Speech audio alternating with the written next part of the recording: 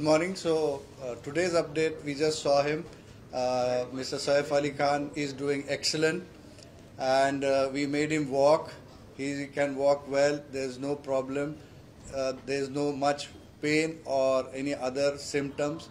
So looking at his parameters, his wounds and all the other injuries, he is safe to be shifted out of the ICU to a special room.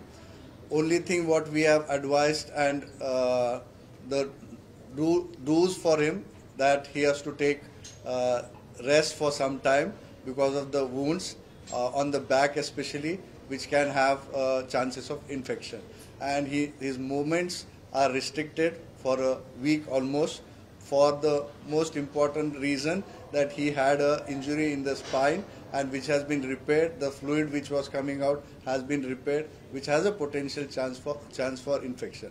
That's why his movements and also the restriction of the movements, as well as movements of the visitors' movements are being strictly restricted for his faster recovery, and he's doing excellent and he's recovering very fast, and God is kind. Sir Hindi में complete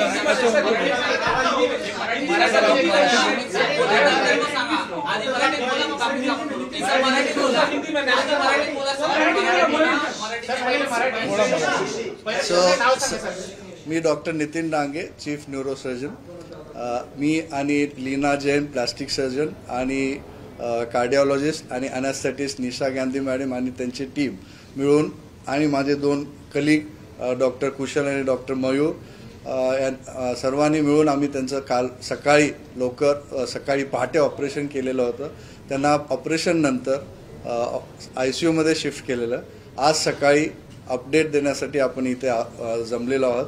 तर त्यांची तब्येत एकदम छान आहे. त्यांना आज मी चालवलं, तर काही प्रॉब्लेम नाही चालण्यासाठी. फक्त पाठीमध्ये खोल जखम असल्यामुळे इन्फेक्शनचे चान्स असून पाणी तिथून पाठीतलं जे पाणी येत होतं ते रिपेअर केल्यामुळे त्यांना बेड रेस्ट सांगितलेली आहे. म्हणून आम्ही त्यांना ICUमधून आज स्पेशल रूममध्ये शिफ्ट करत आहोत. ते आउट ऑफ डेंजर आहेत पण आणि स्टेबल पण आहे. And he is very happy and he is very good and recovery is very satisfied. Doctor Nisha Gandhi, ते आम्ही तपासासाठी पाठवलेलं आहे, पण शार्प नाईफ